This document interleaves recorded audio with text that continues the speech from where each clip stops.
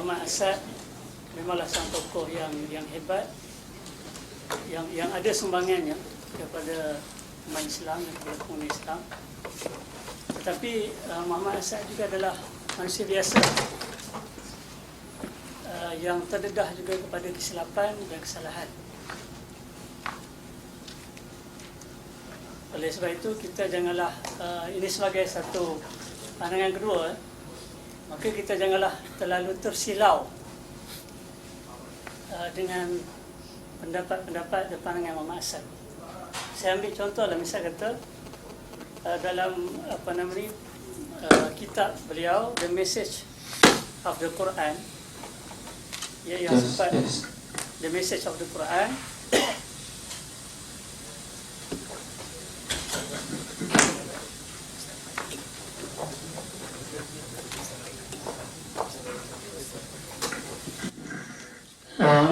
misalnya kalau kita merujuk kepada The Message of the Quran, karya Muhammad Asad, dan saya difahamkan kitab ini telah diterjemah kepada bahasa Melayu. Di luar sana pun ada juzuk yang 30, dan saya difahamkan mungkin ada juzuk lain juga yang telah diterjemahkan, cuma mungkin belum diterbitkan. Jadi kalau kita ikuti latar belakang Muhammad Asad ini, tidak begitu jelas di manakah dan berapa lamakah dan siapakah daripada siapakah beliau mempelajari bahasa Arab dengan segala cabangnya yang menjadi keperluan untuk memahami Al-Quran. Karena ayat yang paling asas lah untuk kita memahami Al-Quran ini dalam surah Yusuf ayat kedua, Inna anzalna Qur'anan Arabiyyan la'allakum ta'qilun. Semuanya kami turunkan Quran itu dalam bahasa Arab, semoga ataupun supaya dapat difahami, dapat difikirkan maknanya, kandungannya. Tetapi kata kunci di situ Qur'anan Arabiyyah. Dia tidak sekadar inna anzalna Qur'anan la'allakum ta'qilun, tapi Arabiyyah. Sebab itu untuk memahami Al-Quran itu memerlukan pengetahuan bahasa Arab yang mendalam. Dan seorang ulama pernah kata, la yahillu li mu'minin an yatakallama fi kitabillah idza lam yakun 'aliman bi lughatil Arab. Seseorang mukmin itu tidak harus berbicara tentang Al-Quran sekiranya dia tidak benar-benar mendalami bahasa Arab. Okey, jadi sebagai perbandingan, sebagai suatu pandangan kedua lah, pandangan dan pendapat Muhammad Asad sendiri dikritik oleh ramai sarjana. Contohnya dalam tafsir ini saya petik dua lah. Muka surat 955 surah Qaf ayat 17, ketika beliau menterjemahkan ayat ini, iz yatalaqqal mutalaqqiyani 'anil yamini wa 'anil shimali qa'id. And so whenever the two demands of his nature come face to face, contending from the right and from the left. Jadi beliau menterjemahkan al-mutalaqqiyani itu the two demands of his nature. Dan ini sebenarnya menyalahi ataupun berbeza jauh daripada pandangan majoriti ahli tafsir. Dan sebagai perbandingan lah, kalau kita rujuk kepada terjemahan ini, The Quran, A New Translation oleh MAS Abdul Halim, terbitan Oxford University Press, dan MAS Abdul Halim ini adalah kelahiran Mesir, pernah belajar di Al-Azhar dan di University Cambridge. Jadi beliau mendalami daripada University Al-Azhar dan juga Cambridge, dan profesor di University of London. Jadi kalau kita bandingkan terjemahan beliau ini, yang saya sendiri saya lebih yakin dengan terjemahan ini karena ditulis oleh orang yang benar-benar qualified dalam bahasa Arab. Dan kita ingat tadi Qur'anan Arabiyyah, dan juga mempunyai latar belakang pendidikan di barat, ya. Beliau menterjemahkan with the two receptors set to record, one on his right side and one on his left side, on his left. Dan receptors itu beliau jelaskan usually taken to mean recording angels. Dan kalau kita rujuk kepada tafsir-tafsir Mu'tabar, Al-Qurtubi, Ibnu Katsir, At-Tabari dan sebagainya, majoriti ulama tafsir mengatakan al-mutalaqqiyani itu adalah merujuk kepada malaikat. Karena ini boleh kita lihat daripada ayat-ayat selepasnya. Ayat ini tidak terlepas daripada ayat selepasnya, karena ayat selepasnya juga memberi isyarat tentang malaikat, Raqibun Atid. Saya minta maaf Ustaz, jadi masa Zahad jadi boleh start straight forward seminit. Okey, jadi sebenarnya ada lagi petikan daripada tafsir Muhammad Hassan yang saya nak petik, tapi oleh kerana masa terbatas, tak apa saya akur. Dan cuma saya juga memberikan pandangan kedua, sebenarnya tidak segala-gala yang silam itu salah, ataupun tidak segala-galanya silam itu tidak dapat kita manfaatkan, ya. Kerana ada penjaga barat kata we can understand our own time through the study of the past. Jadi karya-karya klasik itu masih banyak yang boleh kita gali, yang kita manfaat, kerana perkara ni akan berulang, cuma watak je berbeza. History repeats itself, sejarah akan berulang. Jadi sebab itu kita jangan meremehkan karya silam. Dan kalau kita katakan begitu, maka kalau dibandingkan terjemahan ini lebih terkini berbanding dengan The Message of the Quran yang boleh dianggap telah menjadi klasik ataupun silam. Ya, dan sepatah lagi saya nak sebut sini, maknanya The Message of the Quran ini perlu kepada ulang tengok dan ulang telaah. Itu pandangan saya, wallahu a'lam.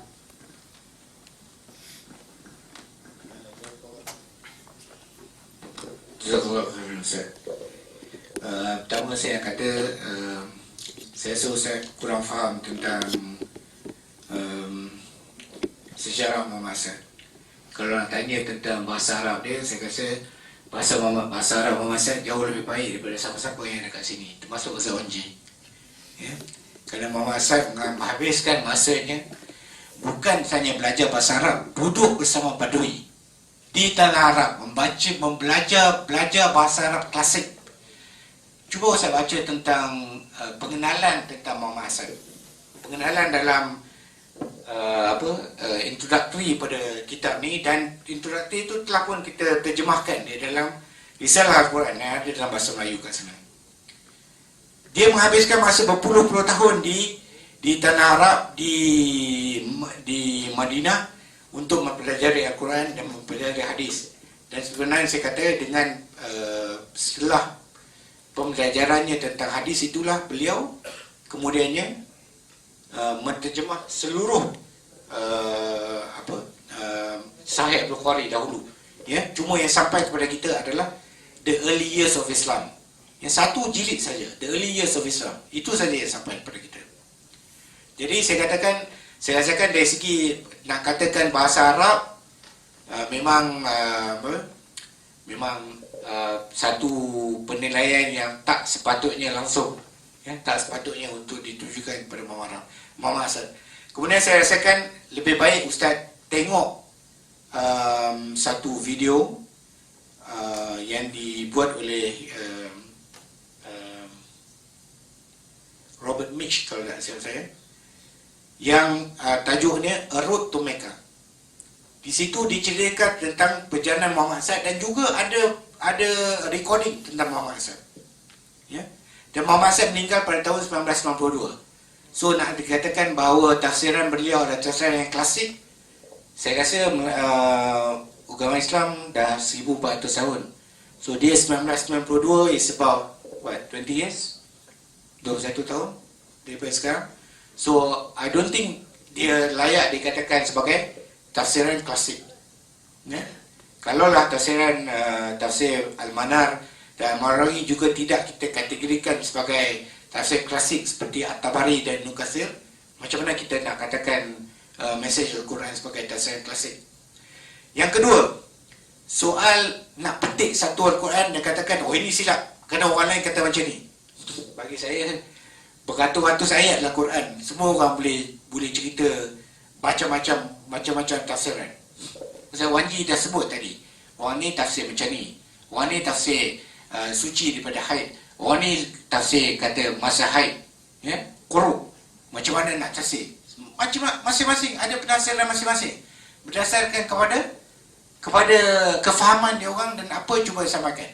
apa yang cuba disampaikan oleh Muhammad Asad adalah kita tidak harus terpenjara dengan penafsiran yang dibuat oleh ulama terdahulu berdasarkan pada konteks dan realiti kehidupan mereka pada masa itu.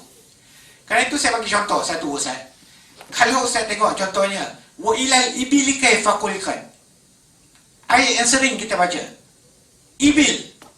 Ustaz Wanji, apa ni ibil Ustaz Wanji? Unta. Apa kata Muhammad Asad? Muhammad Asad tak kata unta. Dan perhatikan unta. Ya? Saya boleh beri contoh. Cuba lihat apa yang Muhammad Asad cerita pasal wa ilal ibili kaifa khuliqat dan ayat yang seterusnya.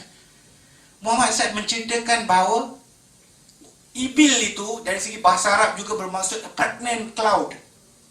A pregnant cloud maksudnya awan yang terkandung di dalamnya hujan. Dan kerana kalau dibacakan, Muhammad Asad kata kalau kita baca ayat-ayat yang seterusnya, ayat-ayat itu menunjukkan tentang kitaran, macam mana hujan yang turun, yang mengalir, kemudian yang meruap menjadi asap dan menjadi awan. Dia menunjukkan kekuasaan Tuhan dalam situ. Kalau kita nak meletakkan ibil itu sebagai unta, keseluruhan ayat-ayat itu tidak dapat diterima oleh pemikiran yang waras. Walaupun kata Muhammad Asad, no matter how beneficial a camel is, tidak kiralah betapa berharganya seekor unta itu kepada manusia, tetapi ibil di situ bukan unta. So kita nak katakan bahawa kerana Muhammad Asad kata bukan unta, dia telah menyalahi segala tafsiran klasik. Saya rasa itu tidak adil. Ini tidak adil kita ambil. Tapi yang saya katakan, cuba saya sampaikan tadi adalah the message yang cuba disampaikan oleh Muhammad Asad. Itu yang paling penting. What is the message? The message-nya adalah agenda reformis yang membawa manusia supaya memahami Islam itu sesuai dengan zaman masing-masing. Yeah? Where the fundamentals are there. Isu-isu fundamental itu ada di situ. Kerana itu Muhammad Asad juga, kalau kita lihat, sama dengan tafsir Al-Manar dan Al-Marawi dan sebagainya, yang mengatakan yang tidak menerima, contohnya surah Al-Fil. Ya? Kalau kita baca surah Al-Fil, kan, tentang apa? Ya, tentang yang dikatakan tentang burung-burung Tauran Ababil, yang apa, burung-burung yang membawa kononnya batu-batu daripada neraka yang diturunkan kepada Abraha dan sebagainya. Muhammad Asad menganggap bahawa Tauran Ababil itu adalah seperti mana juga Muhammad Abduh dan Marawi dan lain-lain adalah sebagai virus yang merebak, yang tidak dapat dilihat, yang lebih bersesuaian dengan apa yang difahami pada ketika ini. Dan saya juga telah masukkan dalam Facebook saya satu kajian arkeologi yang menunjukkan bahawa memang pada ketika Abraha pergi ke Mekah pada ketika itu, berlakunya pertama kali wabak cacar. Dan ini dibuktikan oleh ahli arkeologi yang bukan beragama Islam, yang baru diterbitkan, which to me adalah lebih logik untuk diterima daripada burung yang tiba-tiba boleh membawa batu daripada neraka dan dia dijatuhkan ke atas gajah-gajah dan sebagainya. Adakah kerana semata-mata kerana Muhammad Asad menafsirkan seperti itu dan Abduh dan Reza semuanya menafsirkan seperti itu, maka kita katakan, oh ini menyalahi tafsir-tafsir klasik, kerana itu tidak dapat diterima. Saya merasakan bahawa seperti mana Ustaz Wanji juga, bahawa tafsiran ini adalah terbuka for us to think. Ya? Apa yang kita fikirkan lebih layak, dan kenapa kita mengemukakan tafsir Muhammad Asad ini adalah kerana to us ia lebih relevan pada abad ke-21 sekarang ini. Ya? Dan dia membawa satu agenda, iaitu agenda reformis. Suatu agenda yang tidak dapat kita dapati, kurang didapati. Ya? Ada agenda, tafsir Zira ada agenda perjuangan. Yes, agenda jihad. Ada tafsir yang memang ada agenda sedemikian. Ada tafsir yang hanya menceritakan banyak riwayat-riwayat Israelia dan sebagainya. Ibnu Katsir cerita bagaimana dunia ni duduk di atas dua tanduk kerbau dan sebagainya. So, kalau kita rasa kita nak percaya bahawa dunia yang terletak di atas dua tanduk kerbau, it's up to us. Tapi saya merasakan logik saya dan pengetahuan saya tentang sains mengatakan bahawa apa yang tafsirkan Ibnu Katsir itu tidak dapat diterima. Ya, Allahu a'lam. Bismillahirrahmanirrahim. Soalan pada anak tak ada, pada doktor sebenarnya. Jadi anak ni terajin lah jawab.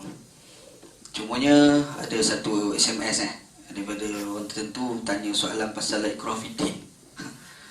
La ikraha fiddin tiada paksaan dalam agama, adakah dikhususkan kepada Muslim, kepada non-Muslim sahaja, ataupun kepada Muslim sama? Okey, nombor satu macam ni Ana rasa satu isu asal pun satu benda seronok gak benda debate. Ana melihat sifat tafsir itu mesti tak sama antara satu dengan yang lain. Contoh Ana selalu tengok Imam Ibnu Katsir. Imam Ibnu Katsir dia menafsirkan ayat asyidda 'alal kuffar rahama'u bainahum. Asyidda 'alal kuffar rahama'u bainahum. Kita terjemah keras terhadap orang kafir dan kasih sayang sesama kita. Kalau kita tengok dalam tafsir Imam Ibnu Katsir selalu didatangkan ayat-ayat yang berkaitan dengan perang. Imam Ibnu Katsir bila sebut asyidda 'alal kuffar, ayat perang. Timbul persoalan, macam mana ayat itu nak diadaptasikan dalam kerangka negara yang tidak berperang? Soalan. Jadi, bila tadi anda dah sebut tadi dalam pembentangan anda tadi, ulama itu sendiri kadang-kadang dia berfatwa ataupun dia menafsirkan berdasarkan situasi yang dia berada. Macam contoh Imam Al-Mawardi, bila dia menafsirkan fiqh politik itu berdasarkan dalam satu kerajaan namanya Abbasiyah. Di tafsiran itu tertakluk dengan Abbasiyah. Maka tidak heran dia mensyaratkan Quraisy itu adalah syarat wajib bagi seorang khalifah. Dibaca satu hadis Nabi Muhammad SAW sebut al-a'immatu min Quraisy. Pemerintah itu mesti Quraisy. Dan bila sebut Quraisy, Abbasiyah itu memang masyuk pula, selaras dengan Quraisy. Jadi tafsiran Al-Mawardi itu tertakluk dengan Abbasiyah. Sebab tu kadang-kadang ada orang yang anti dengan Al-Mawardi, dia mengkritik Al-Mawardi, dia mengatakan itu ulama kerajaan sebagai contoh kan. Ada. Jadi ulama itu menafsirkan itu berdasarkan pada di manakah dia berada. Serupa juga bila ulama menafsirkan Al-Quran. Bila Imam Ibnu Katsir dia menafsirkan Al-Quran cerita tentang asyidda wal kufar, dia merujuk kepada keras, bermaksud sampai satu tahap bila sampai ayat al-jizyah, saghirun tu dalam si tunduk bila nak bayar jizyah sebagai contoh kan. Tapi bila kita nak tafsir dalam keadaan yang baru, mungkin kita perlu bahas balik benda tu. Sebab sifat tafsir itu dia tidak statik. Kalau dia statik itu bukan tafsir. Dan Al-Quran itu sendiri pula ada yang muhkamat, ada yang mutasyabihat. Ada yang anda sebut tadi sebagai qat'iyyatud dilalah dan shaniyatud dilalah. Kalau qat'iyyatud dilalah fine, kita tak ada kompromi dalam bab tu. Orang takkan tafsir sembahyang ni wajib tak sembahyang. Gila pun tafsir macam tu kan. Itu qat'iyyatud dilalah, orang tak ada bahas dah. Cuma bila menafsirkan ayat yang berkait dengan shaniyatud dilalah, dia tertakluk kepada tafsiran-tafsiran. Bila tafsiran-tafsiran tu tak ada masalah, kita boleh hormat di antara satu dengan yang lain. Bahkan dalam sunni sendiri, ingat sunni ni tahu Syiah tak pakai. Nabi Muhammad SAW pernah sebut idza ijtahadal mujtahidun fa asaba falahu ajran wa in akhta'a falahu ajrun wahidun. Bila betul dia punya ijtihad, dua pahala, salah satu pahala. Yang pastinya dia qaum yang tafakkur, berani berfikir. Dan kita kena ingat orang yang tidak berfikir itu sebenarnya dibenci oleh Tuhan. Wa qalu law kunna nasma'u aw naqilu ma kunna fi ashabis sa'ir. Surah Al-Buluq kan Allah Taala sebut dalam ayat ke-10. Mereka yakni ahli neraka mengatakan kalau sekiranya kami tidak mendengar dan kami tidak berfikir, nescaya kami daripada kalangan ahli, nescaya kami bukan ahli neraka. Kalau kami fikir, kami dengar. Yang masuk neraka sebab apa? Tak nak dengar dan tak nak fikir. Dan bila kita nak menafsirkan Quran ni, dua, sama ada dengan akal ataupun dengan nafsu. Dua dia takkan pergi yang ketiga. Mesti akal. Dan cuma kita nak menafsirkan akal tu adalah alat-alat yang perlu kita tahu, bukan sesaja baca tu tafsir sendiri tak boleh juga kan. Jadi berdasarkan kepada alat-alat yang kita belajar lah. Begitu. Satu. Yang kedua, pasal Quran tu sendiri, kita nak baca, kita jangan, kita kena tengok metafora dia pun penting juga sebenarnya Quran. Anda buat misal contoh, macam mana berlaku dalam dua kes. Yang pertama berkait dengan Amru bin Al-As radhiyallahu an, dan satu lagi berkait dengan siapa? Tak buat cerita pasal Amru bin Al-As dulu. Amru bin Al-As ni sahabat Nabi radhiyallahu anhu, dia pergi musafir dalam satu hadis sahih. Musafir, dalam pemusafiran tersebut macam mana dia malam dia tidur, dia mimpi dan akhir sekali dia wajib mandi. Tapi hari itu terlalu sejuk. Dia lebih sejuk daripada aircon pada hari ni. Dan ni sejuk ni. Sebab tu rasa tak berselisih sikit. Dia sejuk. Jadi pada pagi tu dia tak mandi jenabah sebab terlalu sejuk. Dia hanya bertayamum dan jadi imam pula. Dan berita tu sampai pada pengetahuan Nabi SAW.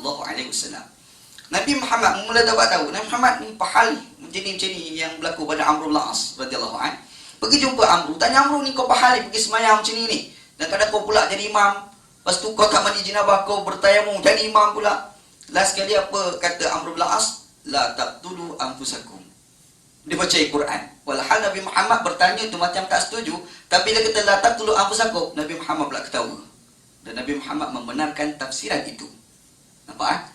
Nak bagi tahu Nabi Muhammad tak mentafsirkan dulu, sahabat mentafsirkan dan diakui kemudiannya oleh Nabi sallallahu alaihi wasallam. Contoh lain, kalau kita baca dalam satu hadis riwayat Imam At-Tirmizi, walaupun tak berkuat hadis ni, tapi boleh kita jadikan sebagai ulasan sebab dia bukan dhaif, dia hasan hadis ni. Nabi sallallahu alaihi wasallam satu hari dia semayang bersama dengan sahabat. Habis semayang, Nabi sallallahu alaihi wasallam pun masa semayang, masa sami Allah liman hamidah, Rabbana walakal hamd. Sahabat seorang dia tambah hamdan katsiran tayyiban mubarakan fi. Saja-saja dia tambah. Habis semayang, Nabi Muhammad paling, Nabi Muhammad tanya manil qailu al kalimata alifan. Siapa baca tadi? Bila Nabi Muhammad tanya, sahabat ni dia tunduk sikit, dia jam Nabi marah dah. Tanya pula kali kedua, tanya ketiga, bila dia kata dia tak jawab, Nabi kata aku nampak malaikat beribu-ribu turun ambil kalimah tu buat naik ke langit. Dia pun mengaku, saya baca tadi Rasulullah. Tadi tak mengaku, dia mengaku. Anda nak bagi tahu macam mana Nabi Muhammad SAW menghormati tafsiran. Itu Nabi SAW. Dan anda rasa itulah sikap kita bila kita berhadapan dengan tafsiran-tafsiran ulama. Kritik kena kritik. Sebab dia tidak ada yang sakral. Tafsiran itu sebenarnya tidak sakral. Bila sifat tafsir itu tidak sakral, maka dia terbuka kepada kritikan.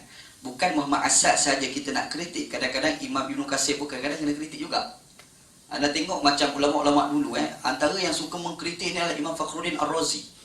Kita baca At-Tafsir Al-Kabir, dia kritik orang yang cukup best. Cukup best. Dan dia ni seorang Asy'ariyah, orang aliran Asy'ariyah Kita baca dia kritik, termenung kita kadang ni. Bawalah kau kritik, sebab sekali dia kritik, dia datangkan alasan sampai berbelas-belas alasan. Anda baru baca tadi, malam tadi ada baca satu ulasan tentang Jibril, Nabi Adam alaihissalam dia masuk dalam syurga. Lepas tu dibisikkan iblis tu, fa'azallahuma syaitan. Syaitan telah menggelincirkan Adam dan Hawa. Macam mana menggelincirkan itu? Dibahas oleh Imam Fakhruddin Ar-Razi. Antaranya dia datangkan tafsiran berdasarkan Bible. Itu menarik itu. Dia ambil tafsiran Taurat, disebut Taurat lah. Dia ambil Taurat, dia sebut sebenarnya ada ular, lepas tu setan tu sedang ular, lepas tu masuk pula dalam syurga, lepas tu macam mana dia lah cerita dia kan. Alamak, kau boleh buat keluar tafsir macam tu tau. Jadi menarik tau. Nak ceritanya, sebenarnya ulama dulu tu agak keterbukaan dengan perbezaan tafsiran-tafsiran. Bahkan diorang ni agak terbuka dalam mengkritik beberapa tafsiran. Dan ana rasa itulah sikap yang perlu ada pada umat Islam di mana-mana dan di mana tempat pun. Ana rasa macam itulah. Gitu insya-Allah. Sebenarnya okey, pasal la ikrah fiddin. La ikrah fiddin ni dia ada kontroversi sikitlah baru ni. Ada orang tanya ana apa pandangan ana lah tentang la ikrah fiddin. Ana secara peribadi ana tetap beranggapan ayat ni bukan dikhususkan untuk orang bukan Islam sahaja, tapi ditujukan kepada semua. Sebab ayat ni kena baca sambungan dia. Ayat Quran ni tak boleh baca separuh-separuh. Bahkan dia kena baca biar komplit, biar pemahaman dia itu agak tak salah. Iaitu Allah Ta'ala kata la ikrah fiddin qad tabayyana ar-rusydu minal ghayy. Itu sambungan dia kan. Tidak ada paksaan dalam agama, nyatalah kebenaran dan tak benar. Ar-rusydu minal ghayy, sesat. Quran ni kalau kita baca separuh-separuh dia problem. Contoh fawailul lil musallin, celaka orang sembahyang. Maka kita jangan sembahyang. Sebab celaka orang sembahyang, tapi ada sambungan. Alladzina hum fi salatihim sahur. Itu orang yang lalai sembahyang. Poin dia bukan sembahyang tu. Poin dia lah lalai tu, kan? Jadi serupa juga ayat la ikrah fiddin qad tabayyana ar-rusydu minal ghayy. Tidak ada paksaan dalam agama, telah nyatalah kebenaran berbanding kesesatan. Bermakna ayat ini dia menceritakan tentang kualiti iman. Orang bukan Islam masuk Islam, dia ada kualiti iman. Kita orang Islam sendiri pun kena ada kualiti iman. Jadi ada orang kata tak, ayat ni untuk orang bukan Islam je, tidak termasuk orang Islam juga. Bukan untuk orang bukan Islam je, bukan untuk orang bukan Islam juga. Sebab dia merujuk pada asbabun nuzul. Tu isu dia kan.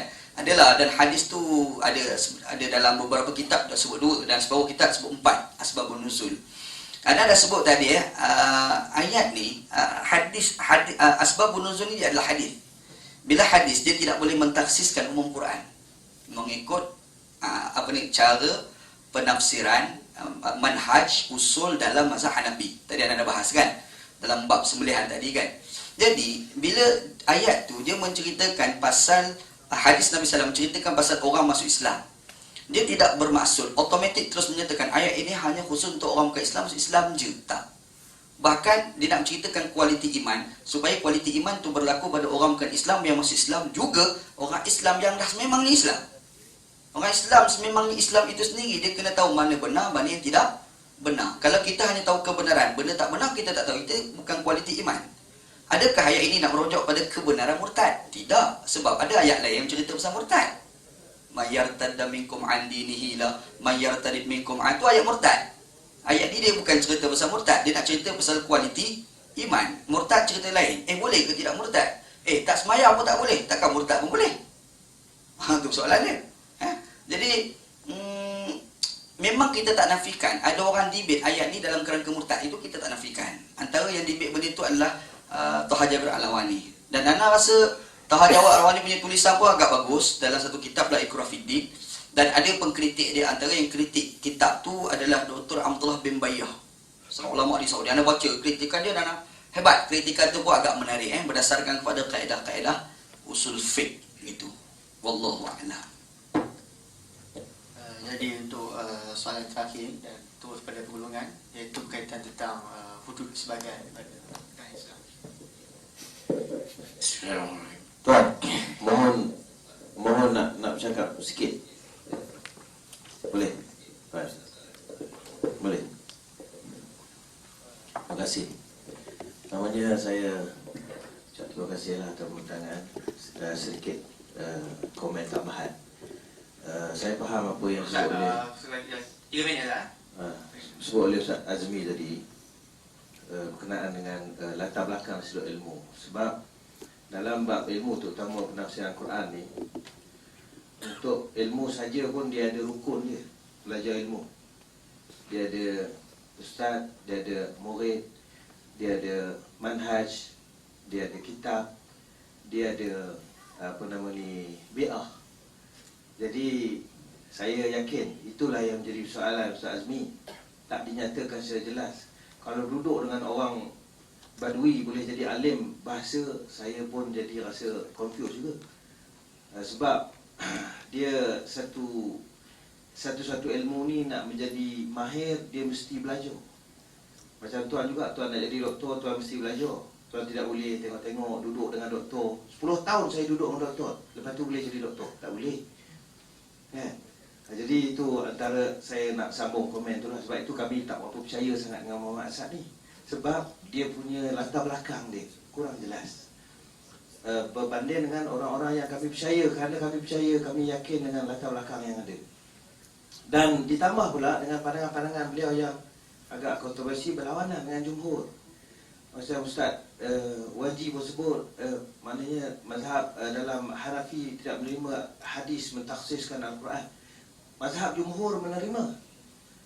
Kalau nak dibandingkan dengan pelajaran kami, maknanya dibanding dengan satu pandangan dalam mazhab berbanding dengan jumhur, tentu kami memilih jumhur. Itu kaedah aulawiyah. Begitu juga dengan maknanya banyaklah kalau kita sebutkan isu-isu berkenaan dengan la ikrah fiddin tu, akhirnya implikasi, Ustaz tadi pun sebut implikasi. Apabila kita menafsirkan la ikrah fiddin tu untuk orang Islam dan bukan Islam, implikasinya orang Islam boleh murtad. Orang Islam boleh buat apa-apa dia nak buat. Tidak boleh dihalang. Dia nak jadi LGBT, boleh. Kami tak boleh halang. Kami tak boleh tangkap dia, tak boleh apa. La ikrah fiddin. Kalau orang Islam, sebab iman dia lemah. tadi Ustaz sendiri cerita implikasi itu penting. Jadi saya rasa mesti kena lihat juga implikasi dalam penafsiran itu.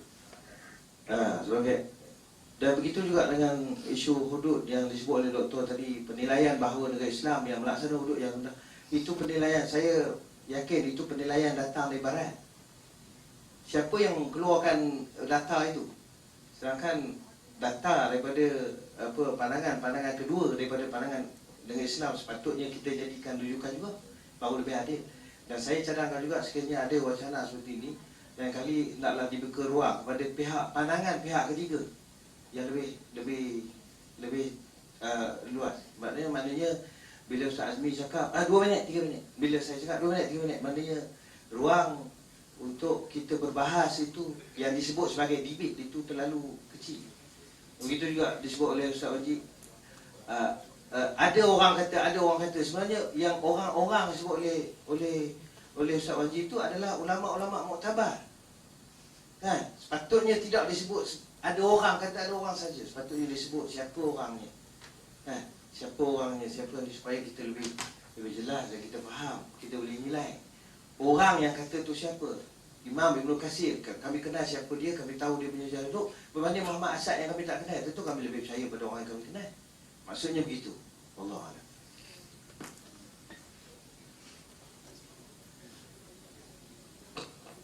Terima kasih Ustaz.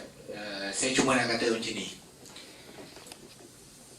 Kalau banding dengan Ibn Katsir dan Muhammad Asad, saya rasa saya lebih kenal Muhammad Asad sebab saya pernah tengok dia cakap dalam TV, dalam video, dan saya pernah baca sejarah dia dengan lebih kenal daripada Ibn Katsir sendiri. Dan saya rasa saya ada banyak masalah bila saya baca tafsir Ibn Katsir, kerana fikiran saya tidak dapat menerima banyak pendapat-pendapat dan cerita-cerita Israeliat yang ada dalam tafsir Ibn Katsir. Ya, dan macam mana pun saya tidak menafikan bahawa kesemua tafsiran-tafsiran itu adalah sebagaimana kata Muhammad Asad, kita tidak boleh menganggap bahawa ia tafsiran yang paling sempurna. Kerana berdasarkan surah Al-Kahfi kita tahu lau kana al-bahru bidadan li kalimat rabbi la nafidal bahru qabla an tanfada kalimat rabbi. Ya. Kalaulah lautan itu menjadi cinta untuk menulis tentang kalimat-kalimat ini, saya tidak cukup walaupun kita datangkan lagi lautan yang lain. Ya? Kerana itu ilmu Al-Quran ini adalah ilmu terlalu banyak. Dan saya dapati bahawa saya minta pada ustaz-ustaz yang meragui siapa Muhammad Asad, sebab mungkin ini pertama kali mendengar Muhammad Asad, supaya baca dan tentang riwayat hidupnya yang kita ada tulis juga, dan kaji tentang riwayat hidupnya. Dan bukan hanya beliau tinggal dengan Badui terus jadi orang pandai tafsir Arab, tafsir Quran. Beliau adalah seorang sahabat kepada Al-Maraghi, dan Al-Maraghi adalah antara orang yang banyak mempengaruhi cara pemikirannya, kerana Al-Maraghi adalah murid kepada Muhammad Abduh dan rakan Muhammad Abduh yang kemudian menjadi rektor Al-Azhar. Ya? Dan kerana kita dapati bahawa pendekatan beliau dengan para ulama-ulama Islam reformis, inilah yang telah mewujudkan beliau menjadi seorang reformis juga, ya, yang menulis Al-Quran, yang menterjemahkan Al-Quran, yang membawa agenda reformis.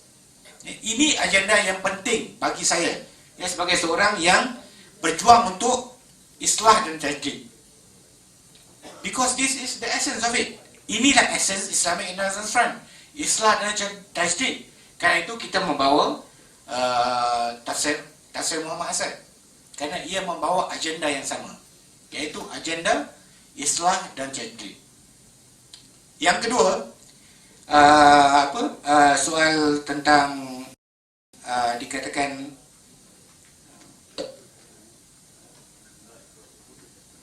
berkaitan dengan hudud, berkaitan dengan negara Islam, ya, tentang kajian itu bukan kajian yang dibuat oleh orang Barat. Saya rasakan kedua-dua profesor itu adalah profesor Islam, profesor Muslim yang beragama Islam daripada Washington State University. Dan kajian ini adalah kajian bukan reporting, ya, bukan macam TV3 punya reporting.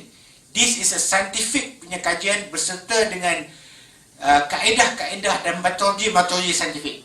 Sebagai seorang yang beraliran sains, bila saya membaca, saya dapat tahu bahawa jurnal sedemikian adalah jurnal yang orang kata kajian yang dibuat dengan begitu teliti, dengan mengambil kira segala faktor-faktor. Saya tidak boleh ceritakan semuanya sebab then it's going to take too long untuk ceritakan segala perkara yang telah dibincangkan dalam kertas kerja tersebut. Tapi yang penting, apa yang perlu difahami adalah bahawa nilai-nilai yang perlu ada dalam sebuah negara Islam itu adalah nilai-nilai yang tidak terdapat pada negara-negara Islam sekarang ini. Walaupun di negara ini anggap melaksanakan hukum hudud sekalipun. Dan kemudian bab terakhir yang diminta oleh pengurusi tadi untuk saya sampaikan tentang hudud. Tentang hudud. Dan saya mengatakan bahawa seperti mana Profesor Tariq Ramadan, saya tidak pernah menafikan bahawa undang-undang tersebut terdapat di dalam Al-Quran. Cuma yang kita ingin tegaskan di sini adalah bahawa segala pelaksanaan undang-undang hudud pada ketika ini hanya akan menzalimi kepada dua golongan yang utama. Yang pertamanya adalah golongan wanita, yang keduanya adalah golongan miskin. Itulah perkataan yang disebut oleh Profesor Tariq Ramadan, dan itulah yang dapat kita lihat pada ketika ini. Apa yang berlaku di Arab Saudi baru-baru ini? Kita melihat bahawa ada maid daripada Sri Lanka yang dihukum pancung. Kerana apa? Kerana mempertahankan dirinya daripada dirogol. Tetapi ada seorang ulama yang kemudian dibebaskan walaupun dia telah membunuh dan merogol anaknya yang kecil berusia 5 tahun. Bebas. Kerana apa? Kerana ada satu hadis yang mengatakan bahawa boleh seorang anak itu, seorang ayah membunuh anaknya. And kemudian we are saying that this is justice. Tak ada masalah. Bagi saya, kalau itu dikatakan keadilan dan itu yang dinakkin dengan hudud, there is a problem. Itu saja saya nak kata. Kerana itu Profesor Ramadan mengatakan there must be a moratorium on hudud. Kesemua negara-negara Islam mesti mengadakan moratorium, mesti stop daripada melaksanakan hukum hudud. Dan kita mesti kaji kepada apakah maqasid yang dikenaki daripada hudud itu sendiri. Dan itu yang lebih utama. Assalamualaikum warahmatullahi wabarakatuh. Terima kasih Ustaz yang komentar tadi. Dan Anas agak menarik komentar Ustaz tadi.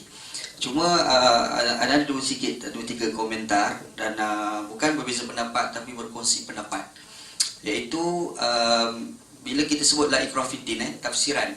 Anda melihat tafsiran Al-Quran itu jadi dua tahu. Sebab kalau kita baca dalam satu kitab yang ditulis oleh seorang ulama dari Algeria, namanya Dr. Bashir Maulud Jahish, mungkin agak gharib nama ni. Dia ada buat kajian dekat UIA dan satu tesis. Nama tesisnya Fil Ijtihad At-Tanzili. Dia mengklasifikasikan ijtihad itu kepada dua. Satu dipanggil Al-Ijtihad fi Fahmin Nusus, satu lagi Al-Ijtihad fi Tanzili, ijtihad dalam memahami nas. Satu lagi ijtihad dalam mengadaptasikan apa yang ada dalam nas tu ke dalam masyarakat. Dan benda ni sebenarnya dia merujuk kepada beberapa kupasan usul fiqh, antaranya Imam Abu Zuhrah. Imam Abu Zuhrah sendiri dia pernah tulis dalam usul fiqh beliau mendefinisikan tentang al-ijtihad. Di antara benda disebut adalah at-tanzil, mengadaptasikan kandungan nas itu ke dalam masyarakat. Jadi, bila kita tengok ada al-ijtihad tanzil dan juga ijtihad fi fahmin nusus, tidak hairan Al-Qaradawi bila dia mengupas tentang isu hudud sebagai contoh, dia ada sebut tentang konsep ijtihad baru.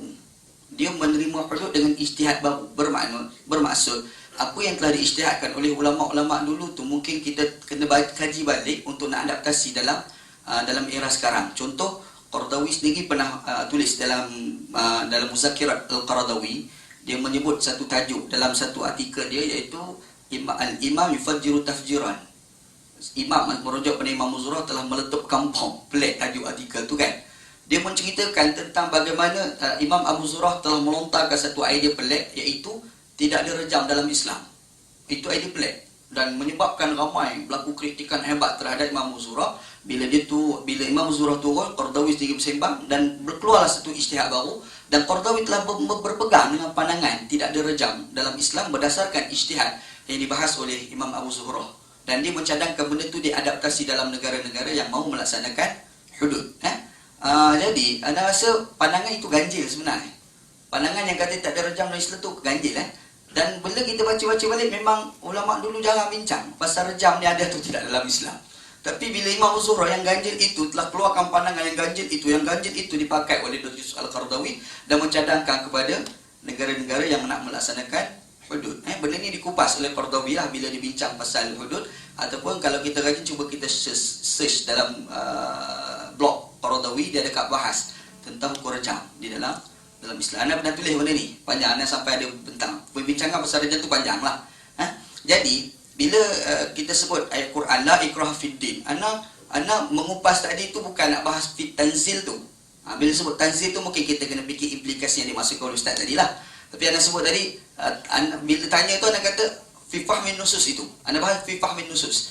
Dan anda rasa kalau kita sebut la ikraha fit, tak ada paksaan dalam agama, anda rasa orang dah faham sebenarnya. Sebab tak semayang pun tak boleh, takkan kita nak kata orang boleh keluar agama. Automatik orang boleh faham. Jadi yang kita nak tekankan sekarang bila baca la ikraha fit, kita kena ada kualiti dalam Islam. Bermaksud bila kita dengar ayat itu, kita kena desak kita ni sendiri, diri kita dan siapa-siapa pun, kita pakat-pakat terangkan Islam betul-betul biar orang faham Islam betul-betul. Kalau dia faham Islam betul-betul, insya-Allah dia tidak akan meninggalkan Islam, amalan Islam dia akan bagus. Dan kalau kita kata tafsiran itu tak boleh begitu, tapi kita tak buat apa-apa, akhir sekali orang yang tak mau Islam tetap tak mau Islam. Hasil daripada kemalasan kita. Macam mana kita bagi satu tafsir la ikrah fi din ke kualiti iman. Kita sebagai Islam bila dengar, kita ambil satu serius, kita berusaha menyampaikan Islam, dakwah Islam pada orang bukan Islam dan seumpamanya, ataupun bagi orang Islam faham betul-betul. Akhir sekali datanglah orang Islam yang berkualiti dalam Islam dia. Tak apalah, masalah khilaf itu biasa. Anda rasa itu fine, itulah sihat sebenarnya. Kalau orang barat, barat juga keluar. Kalau orang barat dia suka tahu perbezaan. Sampai Edward Di Bono boleh tulis pemikiran selari. Macam mana kita tengok perbezaan itu boleh dimanfaatkan. Dan benda itu sebenarnya ada dalam Islam. Qardawi sampai tulis fiqhul ikhtilaf, macam mana kita nak selaraskan perbezaan. Dan di situ sebenarnya ada kemajuan bagi umat Islam itu sendiri. Dan anda rasa bila ustaz cadangkan kan jangan ada satu pihak sahaja, dua pihak sahaja, mesti ada pihak ketiga. Anda rasa itu perlu difikirkan dalam program di masa akan datang. Itu dia lah. Lain kali kita panggil Ustaz Azmi panggil dia sekali biar berbeza pendapat bila kita kupas tentang Muhammad Hasan. Satu lagi sihat lah. Wallahu a'lam. Jazakallahu khair diucapkan kepada kedua-dua ahli panel. Jadi memang biasalah dalam dunia ilmu ni, amat biasa untuk kita mengkritik dan juga kita dikritik. Itu memang biasa dalam dunia ilmu. Jadi kalau kita tak setuju dengan kajian seseorang, maka adalah amat baik untuk kita buat satu kajian baru, kita kritik kajian orang. Jadi wallahu a'lam, saya ucapkan terima kasih. Oleh kerana masa pun memang kita dah nak sampai Jumaat lagi. Jadi insya-Allah mungkin lepas ini kita boleh buat satu program lain di kuliah ini, ataupun mungkin Jabatan Agama Bahagian Pendidikan boleh buat program dialog berkaitan perkara ini.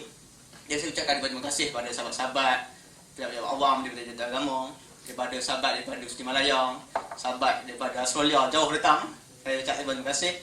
Jadi wallahu a'lam. Subhanakallahumma bihamdika asyhadu an la ilaha illa anta astaghfiruka wa atubu ilaik. Assalamualaikum warahmatullahi wabarakatuh.